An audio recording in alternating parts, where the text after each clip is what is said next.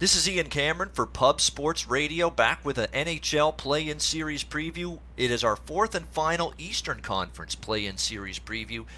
Next week, Monday, I'll be back and we'll go through the four Western Conference series, and then by then, we'll just about be ready for the start of the NHL return to play in both Toronto and Edmonton. Looking forward to it. Our fourth and final Eastern Conference series that we are going to preview. It's the Columbus Blue Jackets taking on the Toronto Maple Leafs. Current series price has the Toronto Maple Leafs a moderate favorite, minus 165. Columbus plus 145 in this series. There's so much to break down here with this series. It's a very fascinating one to analyze and look at. When you look at this series from a Toronto Maple Leafs perspective, we know what it's like with this Toronto team. If you're a hockey fan, you're a hockey bettor, you know what the deal is with Toronto. They have an electrifying offense, a ton of game breakers, talented, skilled forwards that have finishing ability, and a team that can rack up goals in bunches in a short amount of time. Austin Matthews, Mitch Marner, William Nylander, John Tavares. It is a talented group up front, and that's just naming a few.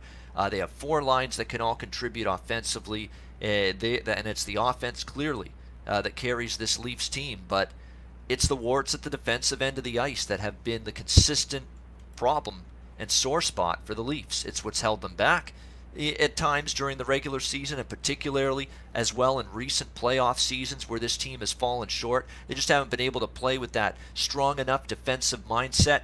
Giveaways of the puck are an issue with this team. Turnovers, just let loose coverage in their own zone, letting opposing forwards just find their way to open areas, giving them too much time and space in the offensive zone to make plays and get shots directed toward the net. It's just been too easy to generate offense against the Leafs. They're going to hope that changes. They're going to have to hope that changes if they're finally going to win a playoff series here. Again, this Leafs franchise, it's been 16 years. That's right, 16 years since they won a playoff series. You have to go all the way back to 2004 to find the last time the Toronto Maple Leafs were victorious in a postseason series.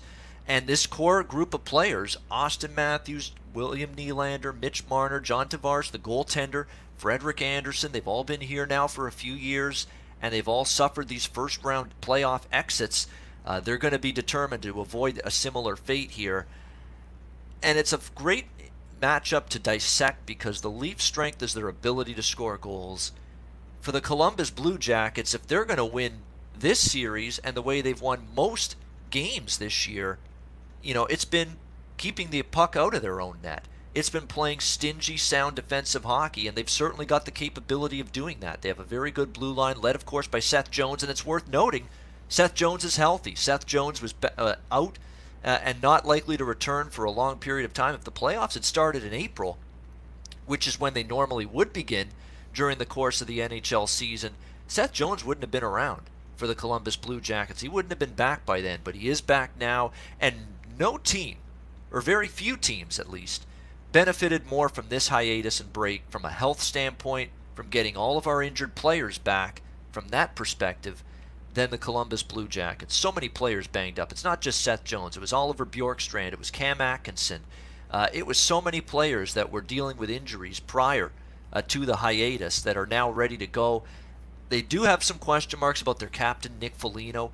He came down with some kind of minor injury earlier this week during one of the training camp sessions for the Jackets. So that's definitely something you want to be aware of, keep an eye on going into this series. But it's fascinating because the Leafs can score, but the Jackets' strength is defensively. On the flip side, Columbus should be better offensively, and we know they like to cycle the puck, get the puck below the red line, back behind the net, work the defenseman. And oftentimes when you work the defenseman of this Toronto Maple Leafs team, that's where you're successful. The one little caveat to all this is that, people have just complained forever, essentially, about how poor this Leafs defense has been, and their blue line has been not only this season but past seasons. Well, now they get a chance to shut up the critics. And the reason they get the chance is because they are finally now fully healthy. You do have to keep in mind that before the break, Jake Muzzin was injured. Morgan Riley was out for a long period of time. Those are key cogs for the Leafs defensively. They're now back. They're now healthy. This is as healthy and strong a Toronto Maple Leafs blue line as they have pretty much had in months. And that's definitely something that you want to be aware of going into this series. That, hey, it's put up or shut up time. You've been a lousy defensive team most of this season. It's why you were tooth and nail just to get into the playoffs. But now you're healthy. The excuses are over. Enough with the bad defensive play. If you're ever gonna step up, shut down opposing teams, play better at the defensive end of the ice, it's now or never. All right, you're fully healthy. You've got your best defenseman back, all-around defenseman in Morgan Riley, one of your better shutdown, physical type defensemen as well, and a Stanley Cup winner, a veteran, knows how to win in the playoffs, has been there before in Jake Muzzin. You've got, everybody's, all hands are on deck for this Leaf blue line. Travis Dermott's healthy again. He was injured at one point this season. Justin Hall as well. Rasmus Sandin has, showed glimpses of being a really good defenseman for the future in the National Hockey League. The excuses are over. You're healthy on defense, and if you're still going to be a sieve at that end of the ice and give up goals in bunches, then you're just never going to be, at this point, a good defensive hockey team with this group of personnel, period. It's just not going to happen for you if it doesn't happen now. So it's going to be a very interesting battle. This is a tight series, very close series. I think from an over-under perspective, totals game to game, it's going to be tricky. Columbus is going to want lower scoring, tighter checking games. The Leafs, it's very difficult at times to trust them for their games to stay under the total with how much they want to play run and gun. But the Leafs have been working extensively on their defensive game during training camp. Sheldon Keefe, the head coach, has made a point of it to focus on improving at the defensive end. So that has me leaning toward maybe this series being a sneaky under series game to game. Maybe we do see some lower scoring games. To me, Toronto's got their best chance, I think, to finally win a playoff series. But I'm not in a rush to lay minus 165 with them in this price range for them to win the series. And until I see them win a series, until I see this core group finally win a series, I don't want to rush out there and back the Leafs. I think there's some advantages. I think the one thing that could really tilt this to Toronto's favor is the goaltending matchup. Frederik Andersen's experienced. He's been in the playoffs multiple years. He's had a pretty good career with Toronto, and considering the fact he's had a lousy defense in front of him most of the time. And for Columbus, your two goalies are Joonas Korpisalo and Elvis Merzlikins. Your two goalies on this team after Sergei Bobrovsky bolted in the offseason for Florida. These two goalies, Korpisalo and Merzlikins, how many playoff starts have they had combined between them? None. Zero. How about zip in terms of playoff experience for these two goalies? And that's a major concern for me. And I think that edge of experience in net could swing the balance of power in this series ever so slightly toward the Leafs. I think this is a tight series. This is a close series that could go the distance, 5 games.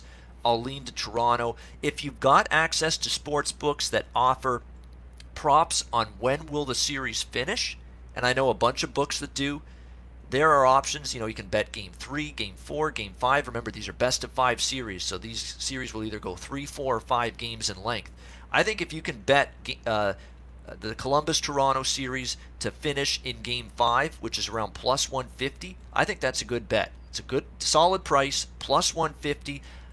Take the suspense of who's going to win the series out of the equation and just focus on the fact that I think this is going to be a very close series and it could go the distance, be very evenly matched between these two teams. That's what I'm most interested in. When will the series finish? You can bet Game 5 for this Toronto-Columbus series at plus 150.